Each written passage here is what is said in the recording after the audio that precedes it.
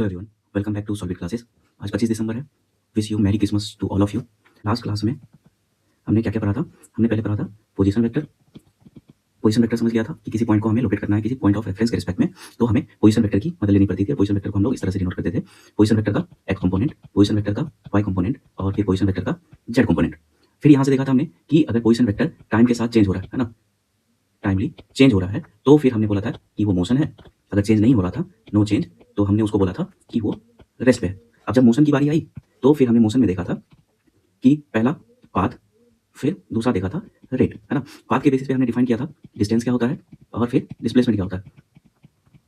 तो डिस्टेंस था हमारा दो पॉइंट के बीच में सेपरेशन, है ना। पॉइंट ए पॉइंट बी के बीच में कोई भी सेपरेशन, मतलब कि कोई भी पाथ हम टेक करेंगे, कोई भी पाथ लिए तो उसका जो पाथ लेंथ होगा वो था हमारा डिस्टेंस, और डिस्प्लेसमेंट क्या था? शॉर्टेस्ट पाथ लेंथ, है ना। Shortest path length between A and B. फिर जब रेट की बारी आई थी तो हमने देखा था कि पोजीशन अगर टाइम के साथ चेंज हो रहा है तो उसको हमने मोशन बोला था। कितने रेट से पोजीशन हमारा चेंज हो रहा है, तो फिर वहां से आपका आया था speed and velocity. Speed and velocity, जो स्पीड था हमारा, स्पीड क्या था? Distance upon time, distance upon time. और जो वेलोसिटी था, वेलोसिटी था हमारा डिस्प्लेसमेंट अपॉन टाइम। जो वेलोसिटी था, वेलोसिटी को हमने दो पार्ट में देखा था। पहला था आपका एवरेज और दूसरा क्या था? इंस्टेंटेनियस। इंस्टेंटेनियस, जो एवरेज था हमारा, एवरेज देगा delta R upon delta T से, और इंस्टेंटेनियस कहां से आएगा? Differentiation of position vector with respect to time. फिर ये जो दोनों था आपका वेक्टर क्वांटिटी था, तो वेक्टर क्वांटिटी का मैग्नीट्यूड निकाल सकते थे हम लोग और डायरेक्शन निकाल सकते थे, है ना। और डायरेक्शन निकालने के लिए आपको पता है, डायरेक्शन निकालने के लिए हमने क्या यूज किया था? वेक्टर का यूनिट वेक्टर, है ना, या फिर वेक्टर का डायरेक्शन वेक्टर, और इसका फॉर्मूला क्या था? वेक्टर अपॉन वेक्टर का मैग्नीट्यूड। जो जनरल फॉर्मूला आपका इंस्टेंटेनियस वेलोसिटी का आया था वो था आपका D R upon d T, और इसी को हमने एक्सटेंड किया था तो क्या आया था? D x upon d t i cap plus d y upon d t j cap plus d z upon d t k cap, है ना। तो ये था आपका वेलोसिटी का एक्स कंपोनेंट, वेलोसिटी का वाई कंपोनेंट और वेलोसिटी का जेड कंपोनेंट।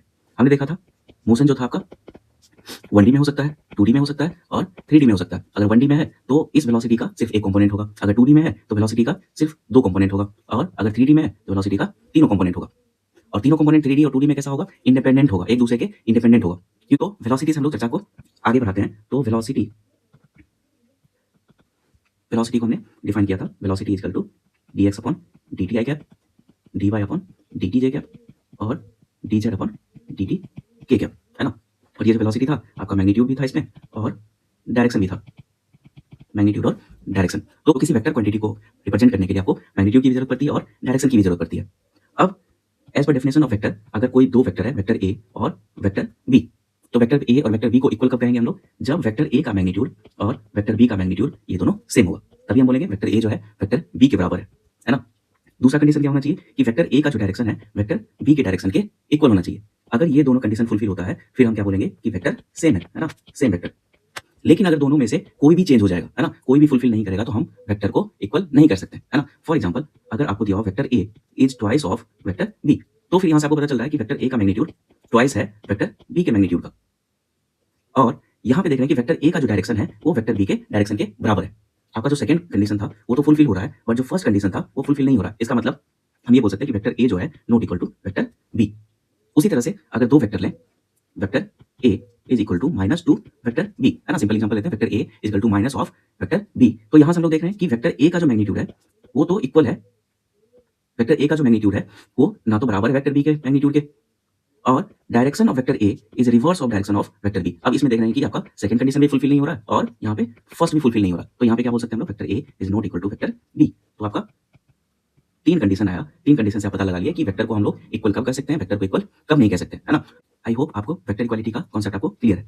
तो वेलोसिटी जो है, वेलोसिटी वेक्टर जो है, वेलोसिटी वेक्टर, इसको भी हम लोग इक्वल, दो वेलोसिटी वेक्टर को इक्वल कब बोल सकते हैं? जब ये फर्स्ट कंडीशन को फुलफिल करेगा कि दो वेलोसिटी का मैग्नीट्यूड इक्वल होना चाहिए और दो वेलोसिटी का डायरेक्शन इक्वल होना चाहिए। फॉर एग्जांपल, मान लेते हैं कि एक ऑब्जेक्ट मूव कर रहा है ना, ये ऑब्जेक्ट मूव कर रहा है और एक पॉइंट पे, है ना, मान लेते हैं T1 पे इसका वेलोसिटी है V1 और T2 पे इसका वेलोसिटी है V2। अब V1 will be equal to V2 if, पहला कंडीशन क्या होना चाहिए कि वेलोसिटी 1 का जो मैग्नीट्यूड है वो वेलोसिटी 2 के मैग्नीट्यूड के बराबर होना चाहिए, और दूसरा कंडीशन क्या होना चाहिए कि वेलोसिटी 1 का जो डायरेक्शन है वेलोसिटी 2 के डायरेक्शन के इक्वल होना चाहिए, है ना। अगर ये दोनों में से कोई भी फुलफिल नहीं कर रहा है, ये दो वेलोसिटी को इक्वल कब कर सकते हैं? जब दोनों का मैग्नीट्यूड इक्वल होगा और दोनों का डायरेक्शन इक्वल होगा। तो इस चीज को अगर समराइज करने की कोशिश करें तो डायरेक्शन अगर देखेंगे और फिर मैग्नीट्यूड देखते हैं, है ना। मान लेते हैं कि वेलोसिटी का डायरेक्शन इक्वल है v1 का direction is equal to v2 का डायरेक्शन, और v1 का मैग्नीट्यूड इक्वल टू v2 का मैग्नीट्यूड, तब तो हम बोलेंगे क्या? v1 is equal to v2। अगर डायरेक्शन जो है वेलोसिटी का direction is not equal to velocity 2 का डायरेक्शन, बट वेलोसिटी 1 का मैग्नीट्यूड जो है वेलोसिटी 2 के मैग्नीट्यूड के बराबर है, तो इस कंडीशन में भी हम क्या बोल सकते हैं, velocity 1 is not equal to velocity 2, क्योंकि यहाँ पे दोनों कंडीशन फुलफिल होना चाहिए। फिर नेक्स्ट डे देखते हैं, अगर वेलोसिटी 1 का direction is same as velocity 2 का डायरेक्शन, बट वेलोसिटी 1 का magnitude is not same as velocity 2 का मैग्नीट्यूड, तो इस केस में भी हम लोग बोल सकते हैं कि v1 is not equal to v2। अब जब दो वेक्टर आपका इक्वल नहीं है, इसका मतलब टाइम के साथ वो चेंज हो रहा होगा, है ना, क्योंकि हमने देखा कि t1 टाइम पे इसका वेलोसिटी था v1 और t2 टाइम पे इसका वेलोसिटी था v2। तो कितने इंटरवल में वेलोसिटी चेंज हुआ, डेल्टा टी अगर देखेंगे, डेल्टा टी हमारा हो गया t2 माइनस t1। उसी तरह से चेंज इन वेलोसिटी कितना हो गया, चेंज इन वेलोसिटी हो गया final velocity minus initial velocity, मतलब v2 माइनस v1, है ना। अब ये वेलोसिटी टाइम के साथ चेंज हो रहा है, वेलोसिटी क्या हो रहा है, टाइम के साथ चेंज हो रहा है। तो चेंज को अगर देखेंगे हम लोग, तो फिर चेंज के लिए आपको डिफाइन करना पड़ेगा rate of change of velocity, rate of change of velocity. अब ये rate of change of velocity है, इसको हम लोग दो पार्ट में देख सकते हैं कि हो सकता है कि ये टाइम के साथ चेंज हो रहा होगा, हो सकता है कि ये स्पेस के साथ चेंज हो रहा होगा। फॉर एग्जांपल अगर यहाँ पे देखें, ये पाथ है हमारा और सेम यही पाथ है हमारा, दो कंडीशन, पहला कंडीशन और दूसरा कंडीशन कि वेलोसिटी जो है फंक्शन ऑफ टाइम है, और दूसरा condition velocity function of position है ना, फंक्शन ऑफ पोजीशन है। तो पहला कंडीशन अगर देखेंगे तो t1 पे मान लेते हैं वेलोसिटी v1 है और t2 पे इसका वेलोसिटी v2 है, ठीक। उसी तरह से अगर पोजीशन की तरह देखना चाहें तो मान लेते हैं कि r1 पोजीशन पे इसका वेलोसिटी था v1 और r2 पे इसका वेलोसिटी था v2। तो फर्स्ट कंडीशन में देख रहे हैं ये टाइम के साथ चेंज हो रहा है, सेकंड में देख रहे हैं हम लोग पोजीशन के साथ चेंज हो रहा है। तो वेलोसिटी जो होगा पोजीशन का भी फंक्शन हो सकता है और वेलोसिटी जो है वो टाइम का भी फंक्शन हो सकता है ना। Velocity is function of time, velocity is function of position. तो हमने देखा कि वेलोसिटी जो है, वेलोसिटी आपका फंक्शन ऑफ टाइम भी हो सकता है ना, और वेलोसिटी जो है आपका फंक्शन ऑफ, और वेलोसिटी क्या हो सकता है, फंक्शन ऑफ पोजीशन। तो अगर rate of change of velocity देखें with respect to time, with respect to time, तो ये हमको देगा नया एक फिजिकल क्वांटिटी जिसको हम लोग क्या बोलते हैं, एक्सेलरेशन, और इसको डिनोट करते हैं ए से, और ये वेक्टर क्वांटिटी होगा तो ए वेक्टर। तो लास्ट सेक्शन में हमने रेट की बात की थी, तो रेट जो आपका दो होगा, कौन कौन सा, एक होगा एवरेज और दूसरा होगा इंस्टेंटेनियस, इंस्टेंटेनियस, है ना। एवरेज के लिए हम लोग जो डेल्टा टी होता है इंटरवल वो सिग्निफिकेंट होता है ना, और इंस्टेंटेनियस के लिए डेल्टा टी जो होता है इनफाइनाइटली स्मॉल होता है ना, इनफाइनाइटली स्मॉल, तो यही चेंज हो जाता है आपका डी में। तो average rate of change of velocity उसको हम लोग बोलेंगे एवरेज एक्सेलरेशन। तो ये क्या हो जाएगा, delta v upon delta t. और वेलोसिटी को कैसे लिख सकते हैं, उसके कंपोनेंट के फॉर्म में, तो delta v x i cap v y j cap v z k cap upon delta t. इसको एक्सपेंड करेंगे तो क्या हो जाएगा, delta v x upon delta t i cap plus delta v y upon delta t j cap plus delta v z upon delta t k cap. ये हमारा है x component of rate of change of velocity, जिसको हम लोग बोलेंगे acceleration का x component. उसी तरह से एक्सेलरेशन का वाई कंपोनेंट, एक्सेलरेशन का जेड कंपोनेंट, ये हो गया आपका एवरेज एक्सेलरेशन। उसी तरह से इंस्टेंटेनियस के लिए क्या लिख सकते हैं, इंस्टेंटेनियस के लिए लिख सकते हैं हम लोग simply a vector equal to d v upon d t. फिर वेलोसिटी अगर वेक्टर फॉर्म में लिखें तो v x i cap v y j cap v z k cap upon d t. इसको एक्सपेंड करेंगे तो ये क्या हो जाएगा, d v x upon d t i cap d v y upon d t j cap plus d v z upon d t k cap. ये हो गया आपका एक्सेलरेशन, इंस्टेंटेनियस एक्सेलरेशन का x component plus instantaneous acceleration का y component plus z component.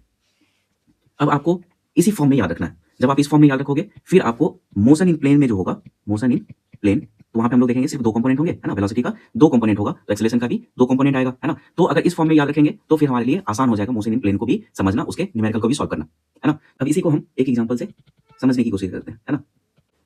तो question है, let an object be moving such that its position vector is defined as 2t cube plus 2t I cap plus 3t square minus 4 j cap plus 2t minus 3 k cap, है ना। आपको ये position vector दिया हुआ है और आपसे बोला है, फर्स्ट है find velocity at t equal to 1 second, second है find expression for acceleration at any time, है ना।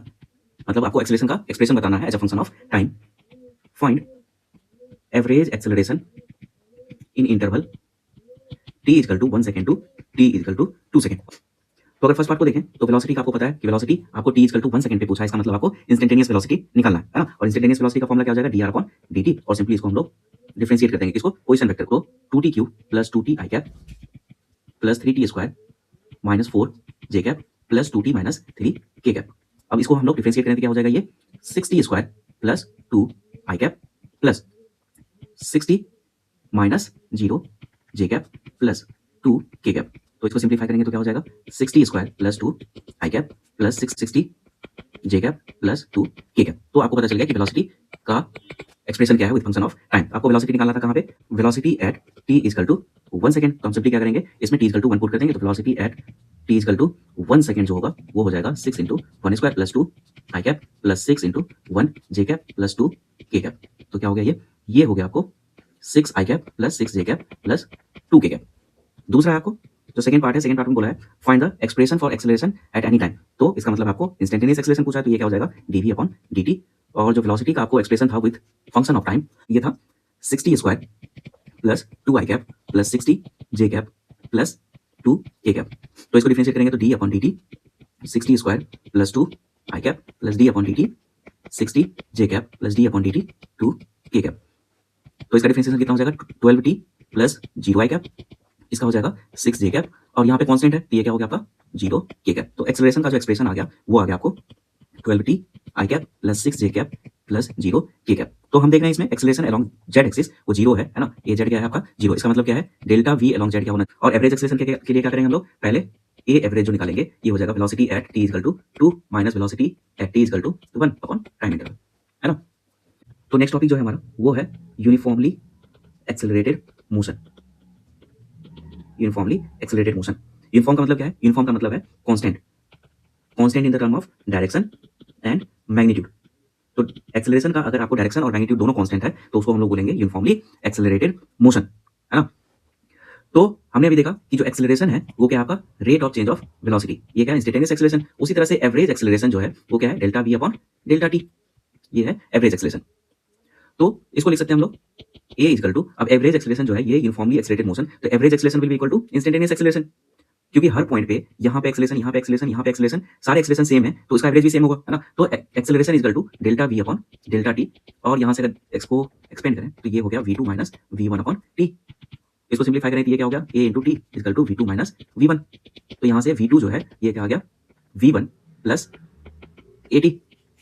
v1 क्या है, v1 है आपका इनिशियल वेलोसिटी, v2 क्या है फाइनल वेलोसिटी, या फिर इनिशियल वेलोसिटी को t1 इक्वल टू 0 और इसको मान लेते हैं t2 इक्वल टू t, और t क्या हो गया आपका टाइम इंटरवल, है ना। तो ये जो इक्वेशन है ये इसको हम लोग बोलते हैं फर्स्ट इक्वेशन ऑफ मोशन। तो v2 equal to v1 minus a into t. अब इसमें आपको ध्यान देने वाली बात है कि वेलोसिटी और एक्सेलरेशन जो है वो क्या है वेक्टर फॉर्म में, है ना, वेक्टर फॉर्म में है। अगर हम इसी तरह से इसको यूज करेंगे तो हमारे लिए इक्वेशन ऑफ मोशन आसान हो जाएगा, है ना। अगर ये स्ट्रेट लाइन में मूव कर रहा है, फॉर एग्जांपल ये x की तरफ मूव कर रहा है with initial velocity u, final velocity v, और दोनों के बीच में जो टाइम इंटरवल है t है, तो इसको क्या लिख सकते हैं v2 हमारा क्या हो गया v, v1 क्या हो गया u, और टाइम इंटरवल t। तो इक्वेशन ऑफ मोशन क्या हो जाएगा v equal to u plus at, जो कि आप पहले भी क्लास में भी, है ना, 9th क्लास में भी आप ये फॉर्मुला देखे होंगे। तभी आपको जो फॉर्मुला ध्यान रखना है वेक्टर फॉर्म में, तो v2 is equal to v1 plus at ना, यहाँ पे v1 प्लस at, है ना, ये फॉर्मुला ध्यान रखना। तो जो हमारा फर्स्ट इक्वेशन ऑफ मोशन आया वो क्या है v equal to u plus at। अगर इसको हम मैथमेटिकल फॉर्म में डिफरेंशिएशन के फॉर्म में लिखना चाहें तो इनिशियल वेलोसिटी तो आपका कांस्टेंट रहेगा, है ना। तो ये हो गया आपका dx upon dt equal to, मान लेते हैं इनिशियल वेलोसिटी आपका u जो है वो कांस्टेंट ही है और a जो है आपका कांस्टेंट है। a कांस्टेंट है किसके लिए, यूनिफॉर्मली एक्सेलरेटेड मोशन के लिए। अब यहाँ से अगर देखें ये क्या हो गया dx equal to u plus at into dt। अगर मान लेते हैं ये x1 इक्वल टू x0 से x2 इक्वल टू x पे गया, फिर ये t1 0 है और t2 मान लेते हैं t है, तो इसको अगर हम इंटीग्रेट करेंगे तो ये क्या हो जाएगा आपका x0 से x और 0 से t, ये हो गया आपका x minus x0 equal to u dt 0 से t प्लस at dt। इसको इंटीग्रेट करेंगे 0 से t, तो ये क्या हो गया x minus x0 is equal to ut plus half at square, है ना। तो x क्या हो गया x0 plus ut plus half at square. ये x क्या है हमारा फाइनल पोजीशन। तो अगर हम तीनों कोऑर्डिनेट के फॉर्म में लिखना चाहे, इसको वेक्टर फॉर्म में लिखना चाहे तो ये हो गया r फाइनल। ये क्या था हमारा इनिशियल पोजीशन, इसको हम लोग लिखेंगे r इनिशियल प्लस ये है हमारा ut, तो u है आपका velocity vector, initial velocity vector u into t plus half a into t square. ये फॉर्मुला जो है हमारा किसके इक्विवेलेंट आया, s equal to u t plus half a t square, जहाँ पे s क्या था आपका डिस्प्लेसमेंट था, u आपका इनिशियल वेलोसिटी और a क्या था कांस्टेंट एक्सेलरेशन। तो ये आपका सेकंड इक्वेशन ऑफ मोशन आ गया। थर्ड इक्वेशन ऑफ मोशन था आपका v square equal to u square plus 2as, है ना, जहाँ पे v जो है फाइनल वेलोसिटी, u क्या है इनिशियल वेलोसिटी, a क्या है कांस्टेंट एक्सेलरेशन और s क्या है डिस्प्लेसमेंट। इसको अगर वेक्टर फॉर्म में लिखना चाहें तो v dot v equal to u dot u plus 2 acceleration vector और ये displacement vector. v dot v क्या होगा v स्क्वायर, क्योंकि वेक्टर में हम जानते हैं a डॉट a को क्या लिखते हैं a का मैग्नीट्यूड और cos थीटा, थीटा क्या angle between a and a that is 0 और cos 1 0 क्या हो जाएगा 1, ये क्या हो गया आपका a स्क्वायर। तो ये आपका इक्वेशन ऑफ मोशन, है ना, इक्वेशन ऑफ मोशन। तो स्ट्रेट लाइन के लिए हम लोग क्या यूज करेंगे? स्ट्रेट लाइन के लिए हम जो फॉर्मुला पढ़ते आ रहे थे क्लास 9 में भी आपने पढ़ा होगा, v equal to u plus a t first equation of motion, s equal to u t plus half a t square second equation of motion, है ना। v square equal to u square plus 2as ये third equation of motion, है ना। यहाँ पे हमें क्या पढ़ना है? वेक्टर फॉर्म में। वेक्टर फॉर्म में हमें देखना है फर्स्ट इक्वेशन ऑफ मोशन क्या हो जाएगा? v vector equal to u vector plus a vector t delta r equal to u vector into t plus half acceleration vector into t square. इसी को हमने क्या लिखा? Final position equal to initial position plus initial vector into t plus half acceleration vector into t square. फिर third equation of motion क्या आ गया? v dot v equal to u dot u plus 2a dot delta r vector, है ना। First second और third. तो हमारा जो फर्स्ट चैप्टर है काइनेमेटिक्स, काइनेमेटिक्स में हम जो जनरल फॉर्मुला है वो हमने स्ट्रेट लाइन के लिए भी देख लिया, है ना। स्ट्रेट लाइन प्लेन के लिए भी देख लिया और स्पेस के लिए भी। तो आपका ये जो इक्वेशन ऑफ मोशन है ये आपको तीनों मोड ऑफ मोशन के लिए यूजफुल होगा। आइदर आप स्ट्रेट लाइन में जाओ, फॉर एग्जांपल अगर ये एक्स की तरफ मूव कर रहा है तो इक्वेशन ऑफ मोशन को कैसे मॉडिफाई कर सकते हैं? V x equal to u x plus a x into t, x equal to x naught plus u x into t plus half x into t square. उसी तरह से v x square equal to u x square plus 2ax into x. अगर y में देखना चाहें तो y में क्या हो जाएगा? V y equal to u y plus a y into t, y equal to u y into t plus half a y into t square, v y square equal to u y square plus 2ay into y. Z में देखना चाहे उसी तरह से तो Z में भी निकल कर आ जाएगा, है ना। अगर ये आपको क्लियर है फिर प्रोजेक्टाइल मोशन या फिर मोशन इन प्लेन आपके लिए समझना इजी होगा और न्यूमेरिकल प्रॉब्लम सॉल्व करना इजी होगा। तो जो हमारा नेक्स्ट टॉपिक होगा वो होगा मोशन इन स्ट्रेट लाइन, जिसमें हम फ्री फॉल भी देखेंगे। फिर जो होगा नेक्स्ट वो होगा आपका मोशन इन ए प्लेन, जिसमें हम सर्कुलर मोशन का बेसिक काइनेमेटिक्स पार्ट भी देखेंगे और आपका प्रोजेक्टाइल मोशन भी उसी में देखेंगे। फिर जो आपका नेक्स्ट टॉपिक होगा वो क्या होगा? Relative motion. आई होप आपको यहाँ तक क्लियर है। तो प्रैक्टिस के लिए आप क्या कर सकते हो कि प्रीवियस ईयर क्वेश्चन को आप सॉल्व कर सकते हो। Thank you.